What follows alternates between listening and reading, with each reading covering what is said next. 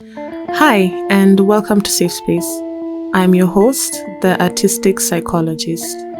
This podcast aims to end the stigma surrounding mental health, one conversation at a time. Welcome, and I hope you enjoy.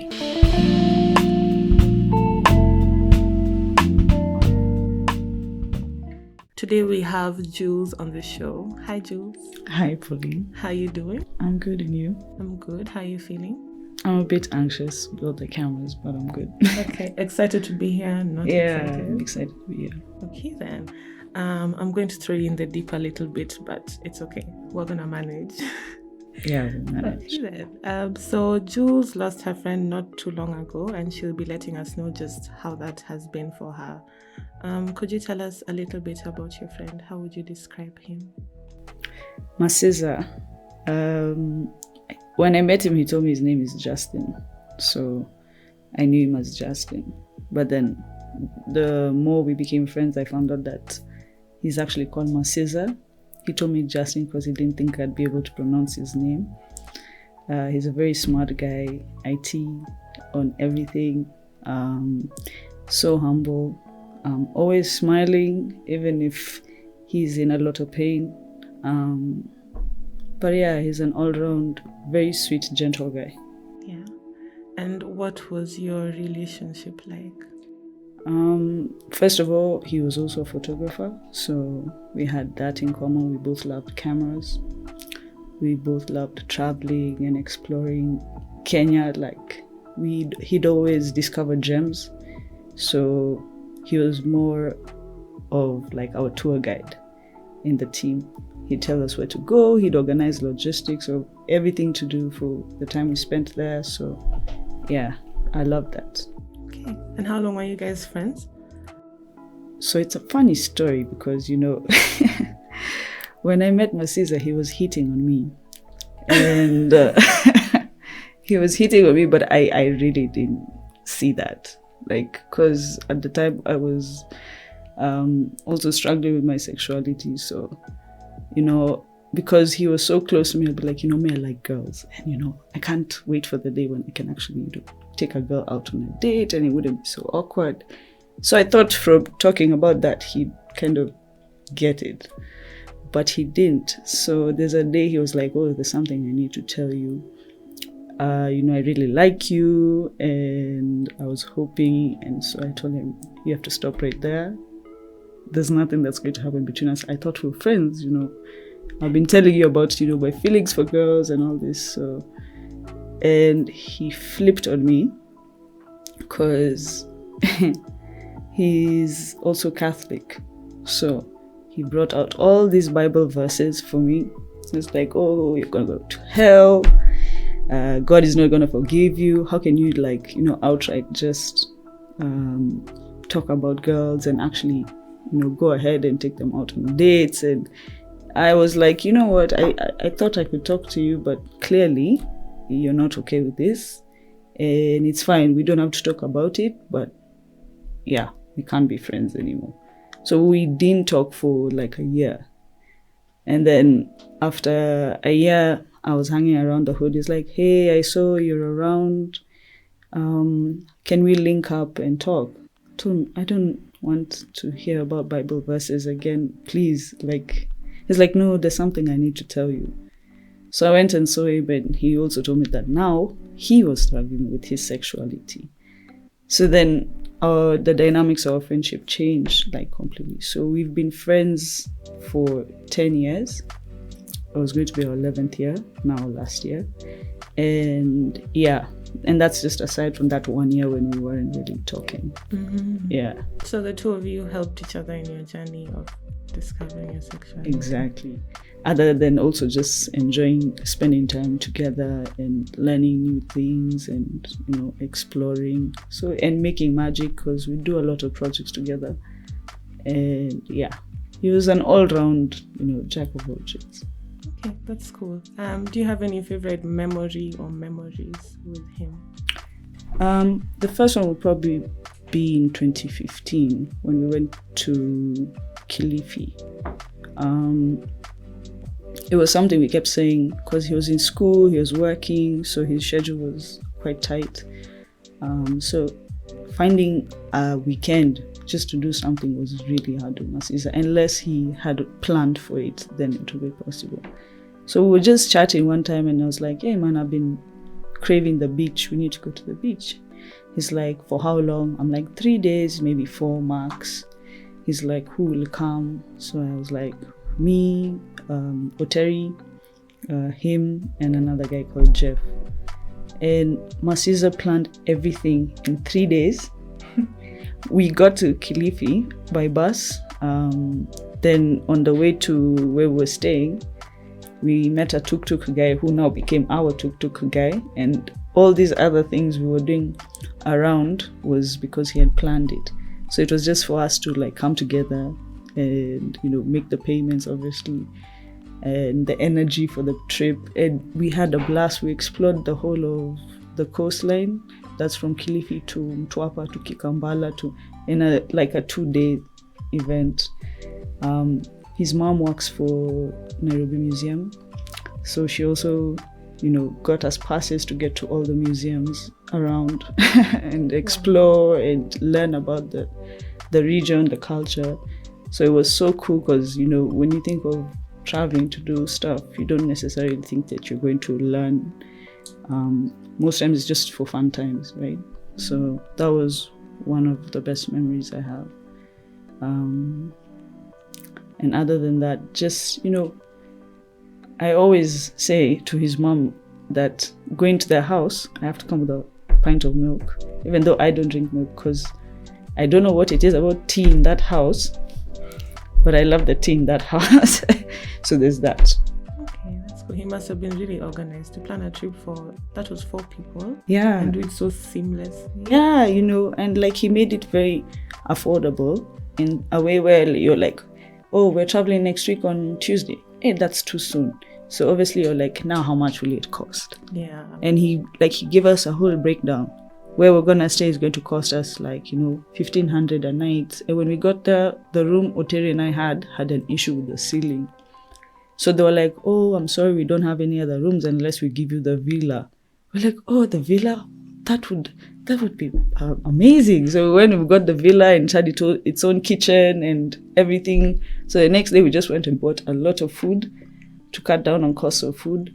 And we just cooked for ourselves. And, you know, eventually the trip was, you know, that villa that they gave us that we didn't really pay for, it really came in handy. Okay, that's really cool.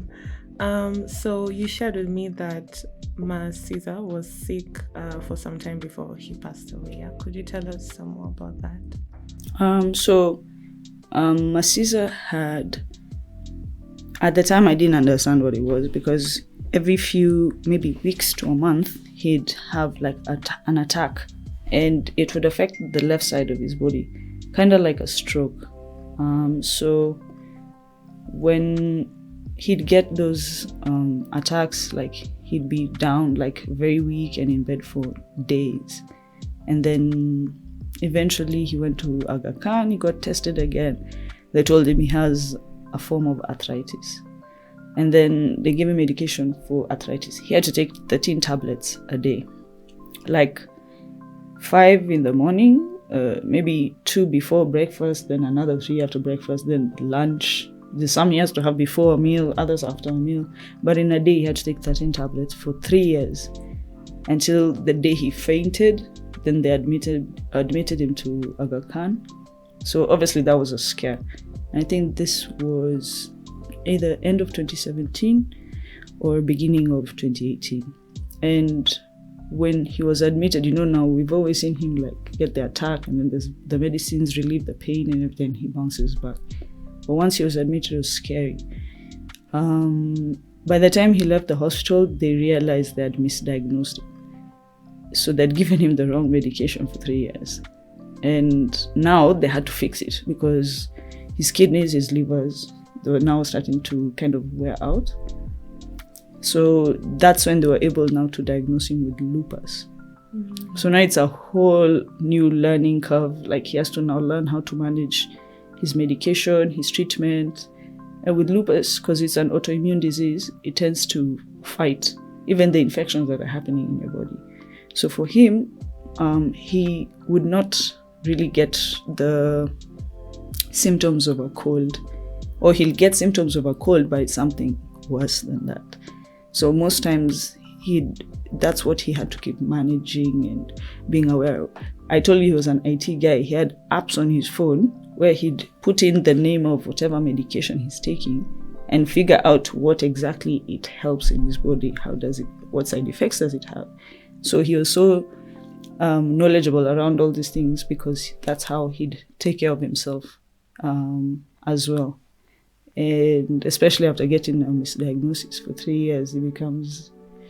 By the time they were finding out they're trying to sue Aga Khan, they have no records. Wow.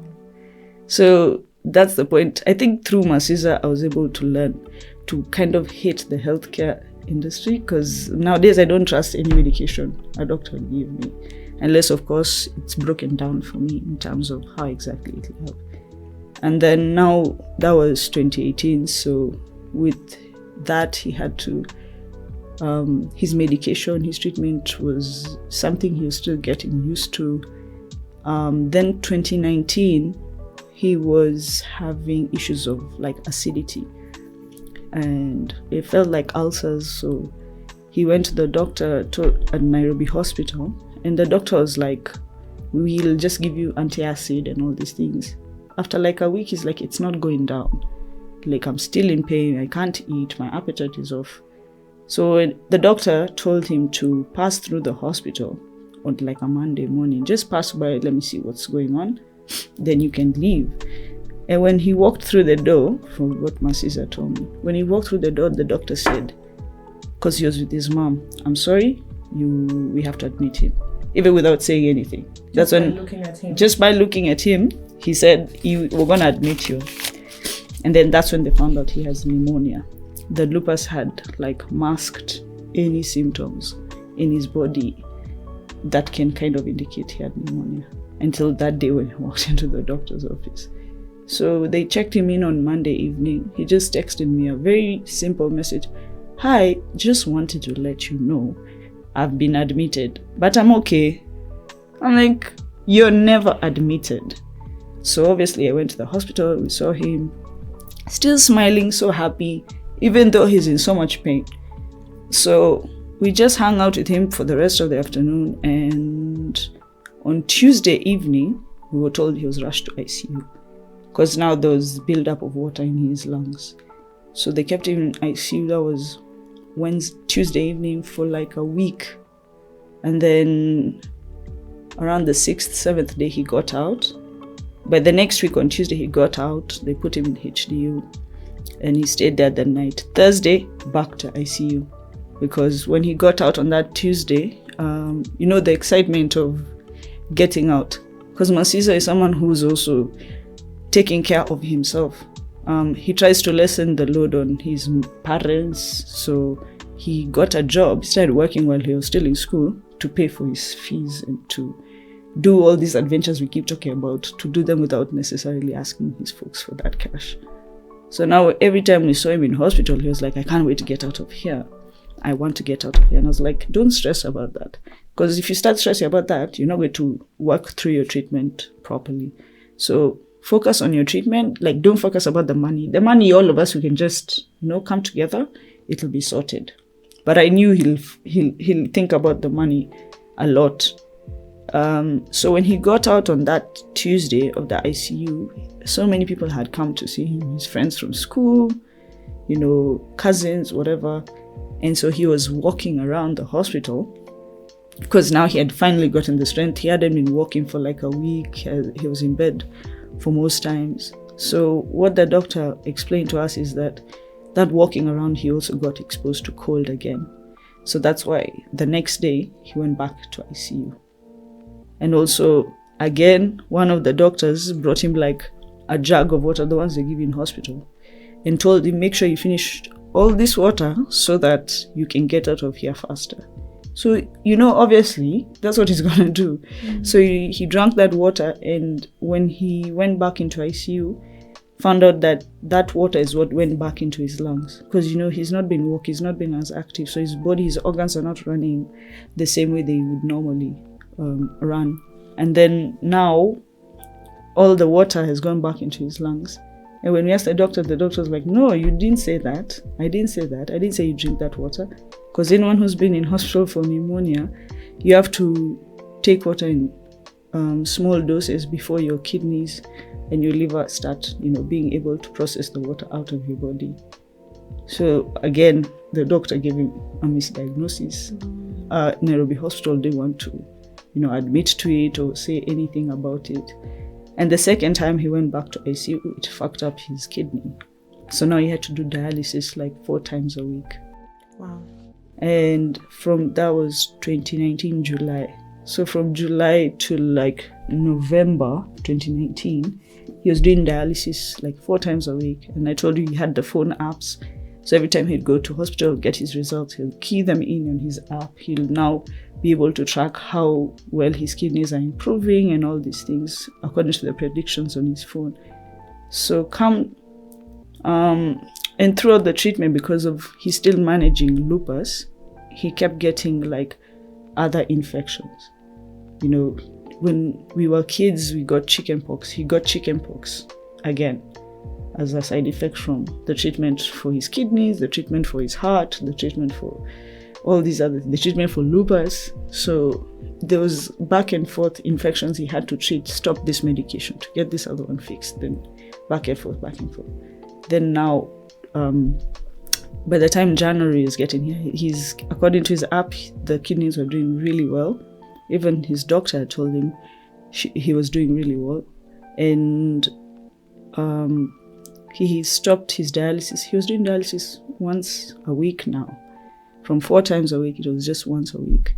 This is 2020? Yes, January 2020. And I remember the Friday, probably this will be like Feb 7th or 8th. It was a Friday and he needed to go for a routine checkup. So I took him to hospital. His dad met me there. And then we were just chilling and vibing. We stayed there for a while because the doctor was seeing another patient in that, like probably 3 hours. And then after that, she saw him. She looked at his numbers. She PM'd his weight. Routine checkup. She said she's fine. They need to do another routine checkup, I think, the next week on Monday or Sunday. Then he had to do IV every 2 days because water had started building up in his legs, which again was another side effect of the lupus, of the medication or what. So we went to hospital on Friday. We did the IV at Iran, then went to Nairobi Hospital, then went back home. Got home quite late, but like 7:30, 8. And then Saturday, he went again with his dad. Sunday, I saw him driving his mom's car. They'd gone to church, him and his sister. So he was like in the estate. So when I was taking the dog for a walk, I'm seeing he's coming out of the driver's seat. So I was so excited, like, Masisa, you're driving.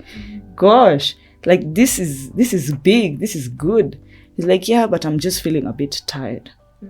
I told me, driving is exhausting. Even though you just go up the road dealing with other drivers and all this stuff, it can be exhausting. So it's fine, you take a rest. I'll come see you later in the afternoon. I didn't manage to go and see him, but also because he had said he's tired and sleepy, I just let him rest. And then Tuesday morning is when, in fact, Monday night, I remember telling one of my friends that I kept saying I'm going to see my sister. I need to make sure I see him tomorrow. And the next day when I woke up, I saw a message from his sister. So, sorry to inform you, I'm the bearer of bad news, but we lost my sister. So, for me, I had just said the night before that I'd go and see him. So it was so shocking. I woke up and, yeah, my sister had gone. Yeah. So it was so shocking. I really, I still can't believe it.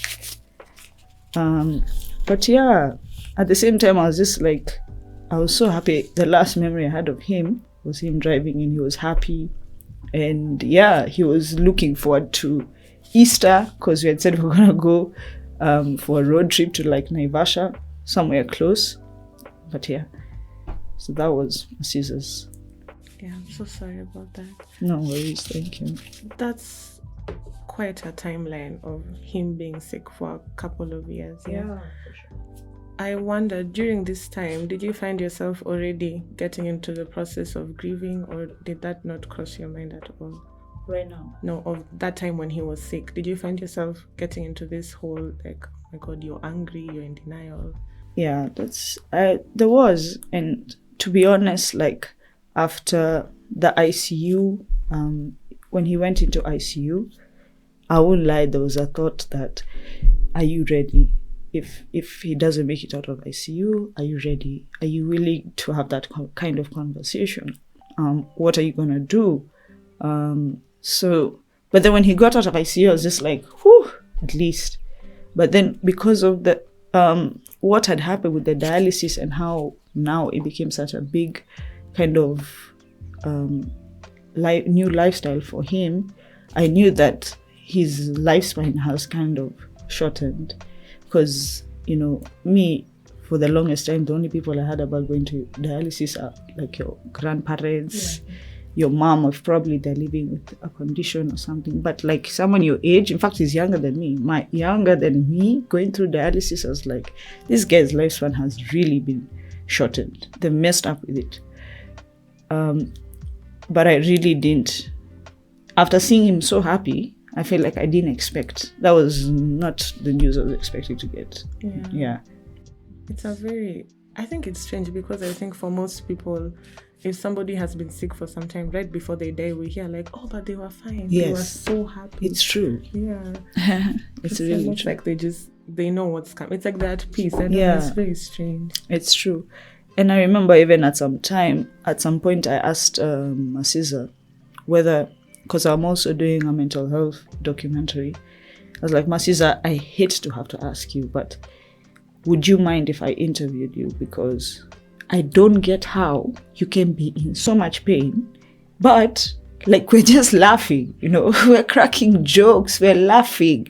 No one can know how much pain you're in. I remember there's a time he got, what I'm telling you was like chickenpox. It was his whole left arm. He had like sores. It was a bit swollen and he was in pain. Even like his shirt just rubbing on his skin was so painful. But he'd still be there. We're laughing. He's like, but I'm in pain, but you guys are killing me. Stop making me laugh so much. And that was like so beautiful of him, that despite whatever he was going through, he'd never like, lash out at you or whatever. So that was the most beautiful part of Masisa. Yeah. Did you find yourself feeling any form of relief after he passed, since he'd been sick for some time? For sure. Yeah. In fact, that's the one thing that is just, I wasn't expecting that kind of news that day. But at the same time, I was like, you know what? He's not in pain anymore. He doesn't have to pretend to be happy with us and whatever. He's not in pain. Also, his uncle, because that day after we found out, he lives right across from me. Like at the end of this table, there's a fence, and then that's where he lives. So we'd rush to his place. As soon as I walked in, his mom was like, you need to take care of your sister. Now, his sister. So like, Mom, don't worry, I got it. So I went, even her, she was just in shock. I don't know who posted it, because this was like 8 a.m. I don't know who posted the text or a picture or something, because now all of a sudden my sister's phone started going off. Everyone's calling random numbers, and she was holding his phone, so she was like, I can't take care of these phone calls. So I told her, it's okay, I'll handle the phone calls. So the first call that came through, hi, I'm like, hi, this is my sister's phone. I just wanted to find out, okay, I'm sorry, but I've just seen a random post on Facebook and it's very confusing. So that's why I'm calling his phone to find out if it's true. And I told him, I'm really sorry. It's true. We lost my sister today. He's like, oh no, what's happening? I'm like, we're just at the house. He's like, okay, I'm going to come. And like that, over 20 people came to my sister's house. They came and we just celebrated him. And even when people came, they were in shock, but we're telling them, guys, he's out of pain. If you people really knew my sister, he's out of pain. So we didn't really saw, like, we missed him. People started sharing and telling us how they missed him, but everyone was just like, he's out of pain. And that's like the most relieving thing for us to know. Yeah. So it was just one of those things that when you can see how much pain someone's in and you want to help them, but you really can't help them. That's why even when I asked him if I could record him for the documentary, he was like, Juelz, I would love to, but I don't think I'm processing it myself. I'm still so upset that he makes like 5 steps forward, then 10 steps back. He's like, am I really doing anything with this treatment? Like, is it helping? You know, my kidneys are doing good, but I'm getting all kinds of other infections in my body. What's going on? Yeah. So just the thought of how he was exhausted going through the treatment, how he was exhausted of like different setbacks in school. He was supposed to graduate in April of 2020, but he passed on in February.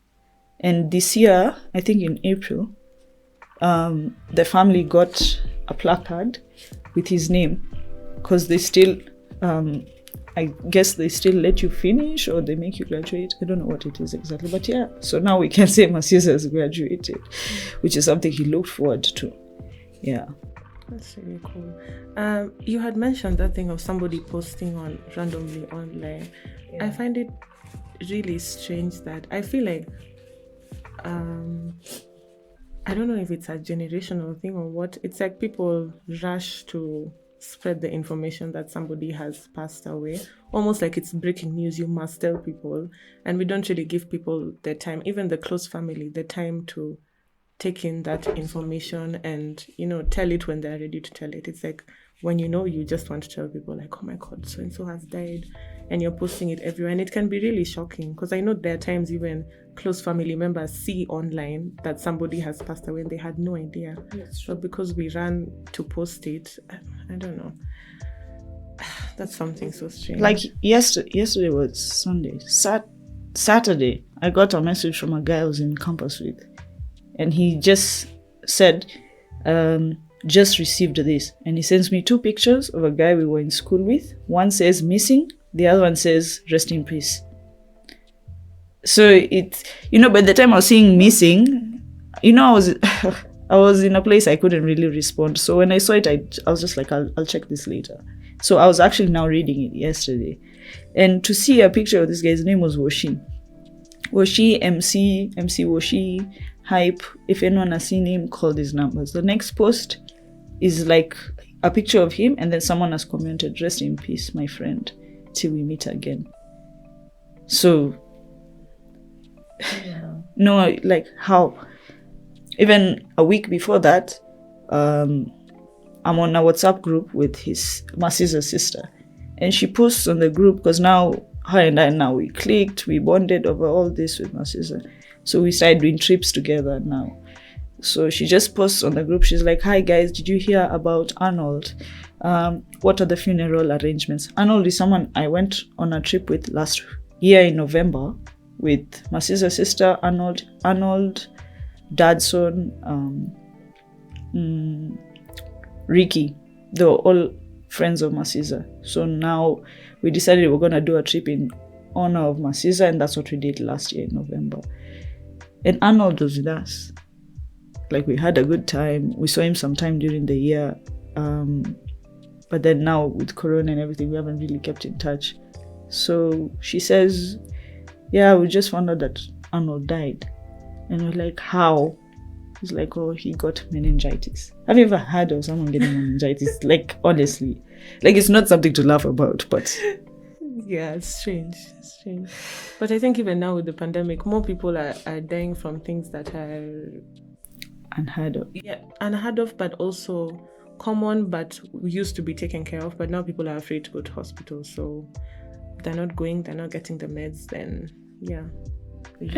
I didn't even know what the symptoms of meningitis were. I have to start Googling and checking, and it's like a cold. Yeah. And then before you know it, you die in 24 hours. Like, it's crazy. Masisa being sick for this long, do you feel like it helped you transition into grieving him once he passed? Yes and no, because how do I put this? Masisa was someone who planned everything. So I think because of how he was so organized and what, I actually thought he would pull through, especially after he got out of ICU. I'd kind of started picturing that this guy is actually going to be okay. It's just these small things, but he's going to be okay. He'll pull through, he'll be fine. And I started checking up on him weekly at least, so that I don't miss anything, basically. And also just to help him through his treatment, because he gets bored very easily. So he was someone who, let me just come and drop my 2 stories on him, make him laugh for a bit, and then I'll see him again a few days later. So I think I had started thinking that he'd be okay, or imagining that he will be okay. And Easter wasn't too far away, like 2 months away. So I was sure we're going to at least go for that Easter trip. So even after he died, and the fact that I needed to handle so much, because I kind of planned his funeral, which is not something that you expect to do for your friends. I mean, growing up, you know that you're going to lose a family member, a friend, a relative, what. But you don't exactly, think about whether you're the one who's going to plan their funeral.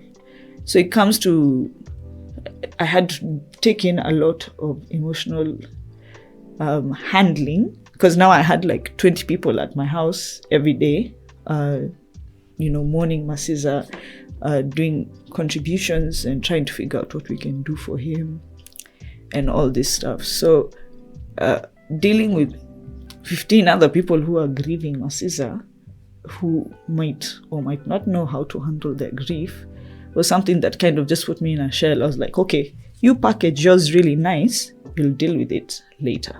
So I figured after the burial, which was 3 weeks later, after the burial, that's when I'll probably, sit and grieve and think about it. I had a friend who was, she also lost her mom in January, and she really checked in on me a lot. She'd tell me, make sure you're grieving. If you need to write. If you need to cry, just let it out somehow. Don't keep it in. I didn't understand what that meant, because I'm also around so many people.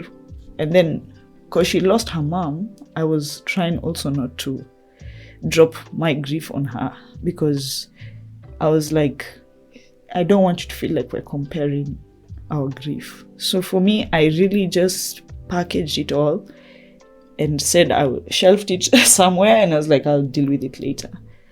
My form of dealing with it was also very not the best, because I was just like drinking daily. I'd have like 1 or 2 bottles of something. Obviously not alone, with like company, but most times it was me who drank most of that bottle. And as soon as I feel like, okay, I'm ready to deal with it, I'm like, okay, let me just drink a bit, then I'll be able to, express myself better. No, that didn't help. So it's only until now I started noticing that there's a lot of things I'm doing that don't make sense. I was fighting a lot with my brother, Floyd. I was fighting a lot with my girlfriend. I'd just like lash out at them for nothing, or for something small, but really for nothing. It's not that big. And then now I said, my bro would be like, you know what? You need to figure out your shit. Stop bringing your shit for me. I'll be like, yeah. Then my girlfriend on a separate occasion, same thing. You need to figure out your shit. Stop dropping your shit on me. Then I'll be like, why are 2 different people saying the same thing? And this friend of mine who was telling you lost her mom, even her, there's a day we were just hanging out, and then she saw me and my brother like really get into a serious argument. And the shit that was said, she was like, I know you and I know your brother, and I don't understand what's going on here. So is there something you need to address? Is there something you want to talk about what's going on. And I'm like, no, I'm fine. Like, everything's okay. She's like, no, I've never seen you fight. I've seen you and your brother argue about small things, but this argument is not the same. Something is wrong. So what's going on? And like, I didn't understand what she was saying. So then now I started, taking a step back from drinking, like just observing myself. I did a 10-day silent retreat in 2019, and I really didn't practice anything from the retreat. But then now when it got to a point where I was like, something's not right. 3 different people are telling me the same thing. But like when I think about it, I'm like, I don't see anything wrong. So then now I started doing the meditation that I'd learned, practicing at least, twice a day or immediately I wake up. So then I was able to now identify that there's things I haven't processed. There's emotions I haven't dealt with. And because now I felt like, okay, we've buried Masisa, our lives need to move on. Masisa died in February. When we finished the burial and everything, it's March. And I remember I went for work one day and I was writing the date and I was like, March? When did we get to March, So that's when I noticed that gap, because I didn't process and deal with those emotions or whatever. Then that's how I just kind of put everything on a shelf and didn't bother with it. And now they're sort of coming back and they're affecting me because I haven't processed them. Yeah. So I would say even till now, we're in 2021, and there's days when I just feel like I haven't processed everything, but I'm definitely at a better place. I started doing therapy and I started talking about my grief more. I started observing how I feel, being more self-aware of myself and my emotions, of the environments I put myself and surround myself in. So it's still a journey, and I would say I'm still grieving. Yeah. Okay. I mean, progress, not perfection, and healing is not like a linear. There's no manual. It really isn't like a linear thing. You go up, down, around and around. But for as long as I guess you're moving, and hopefully you're moving in a better direction. So at least I'm glad you've moved to like healthier. Yes, healthier ways of dealing with it. Yeah. Okay. So we're in I don't know if we're in the middle, I don't know what, but we're in a pandemic. We're dealing with a pandemic. Yeah. Did that affect your grieving process in any way, do you think? Yeah, definitely it did. I love nature. Like I love hiking. I love going to different parts of the country and just exploring new places. So, and especially because that was something we did with Masisa. There's lots of times when we'd be like, okay, then let's just go somewhere and chill. All these COVID restrictions and all these things, you couldn't just go anywhere and do anything. And so many people now, their jobs were affected. They weren't really working. You're not sure of what your week is like, not sure of what it's like outside there. Also, just being cautious for yourself. You don't want to just go and start mingling with random people. So you'd rather just be like, okay, let's keep it small, do something around here. Then also just not being able to do a lot was actually something that really affected me. Like hiking, because they had closed out Gong Hills, they'd closed it off. We tried going there once. They told us to just park our cars and sit out there, which didn't make sense. Longonot, you couldn't go and hike. So there was a lot that you were just restricted by, in terms of things I would do to kind of give me peace of mind. Okay. I think COVID came and threw all of us, upside down. So what you would normally do to help, you have to find like creative ways now to deal with everything you're dealing with. It's true. Yeah. And I really loved the fact that I could see you started doing the whole painting stuff. Yeah. That was really cool. Yeah, I had to. I think sometimes when you stayed indoors for too long, you're like, okay, I'm somebody who really likes being outdoors, but I was like, okay, I need to figure out how to work with what I have now. So it is what it is. In fact, you've even reminded me, one of the things I did that kind of helped me through the grief with my sister as well was DIY projects. I had a lot of pallets, like 17 pallets, and they were cramping up the space at home. So I was just like, you know what? I want to build some stuff out of this. So I got a fundi, I made a sink, I made a couch, yeah, I made a stool, a shoe rack, like all in a span of like 2 weeks. Wow. Yeah, so the first week was more just buying the materials and making sure everything is there. Then we started doing the work. So that got me out of a space of drinking, because obviously when you're handling machinery, you can't be drinking and you can end up chopping your finger off or whatever. So that really helped me, because now I was using my time to do something else. It didn't help because I still wasn't processing my emotions, but it definitely kept me distracted in a way where alcohol wasn't like my go-to. Yeah. Okay. There's a beautiful thing I read not too long ago that said the best way to deal with pain is with our hands. And that's creating stuff, whatever you're going to do, whether it's cooking, baking, pottery, painting, whatever it is. Like, just use your hands, do something, planting, whatever it is. You channel those emotions into creating something else. Okay. Do you feel like the spaces around you and people around you allow you to grieve? Are you comfortable enough grieving in the spaces you're in, or do you feel like people sort of make you uncomfortable and weird about it?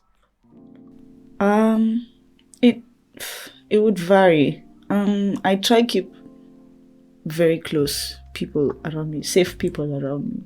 People that if I vent about my girlfriend today, doesn't mean I hate her tomorrow. Like I want nothing. I just wanted to vent, and it should be a space where I feel safe. I can vent, or we can talk about whatever we need to talk about, express our emotions and everything in a productive way, where today I can help you and tomorrow you can help me. So I really try to maintain that kind of relationship with the people and the environments I'm in. However, because I was also not trying to express myself, I really wasn't trying. I was trying to just avoid that emotion entirely. Then I wouldn't feel safe. I wouldn't really even want to open up to people because I didn't know how I was feeling.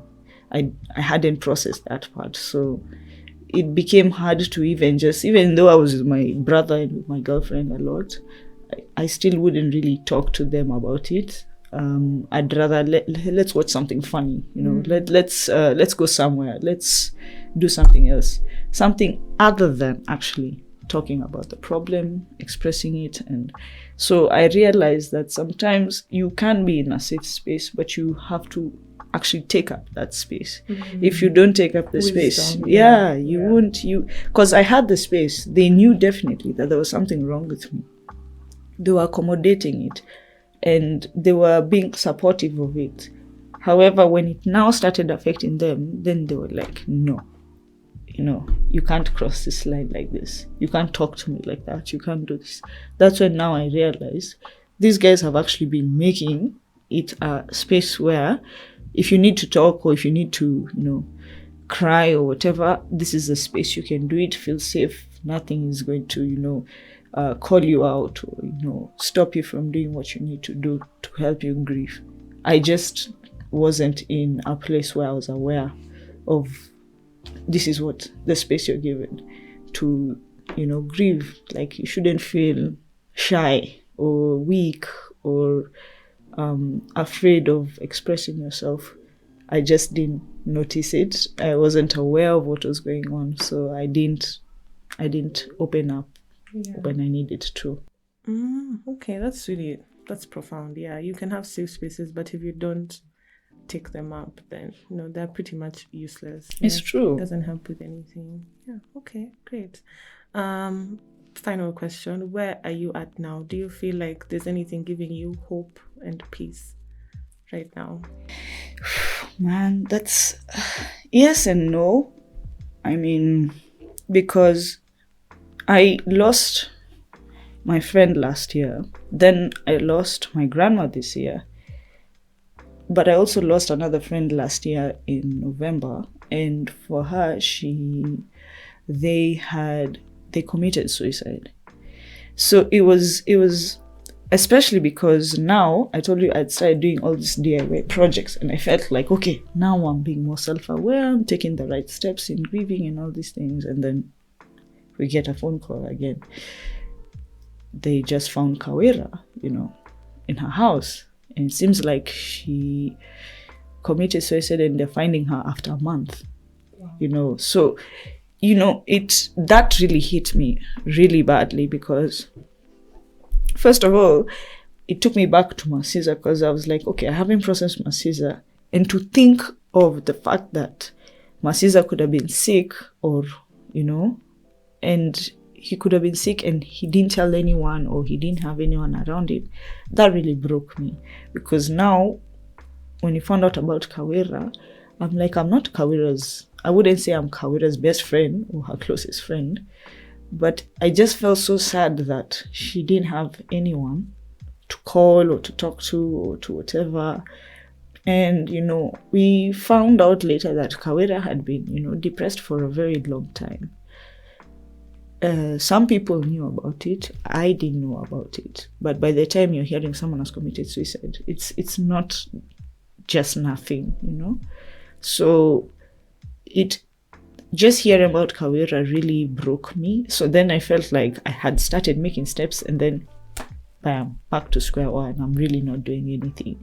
You can't save everyone, And then, am I going to grieve Masiza? Am I going to grieve Kawera? Then again now this year in April, I lost my grandma. So then, so it's something that I would say I do feel like I am getting my peace because, you can't really control death.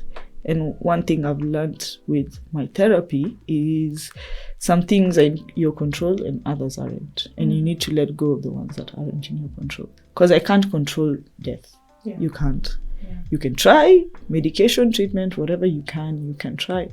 But in the end, death is just something no one can control. Mm. And so that's one of the things that does give me peace when I think of grieving. In terms of like, these people are in a better place, you'll see them when you see them.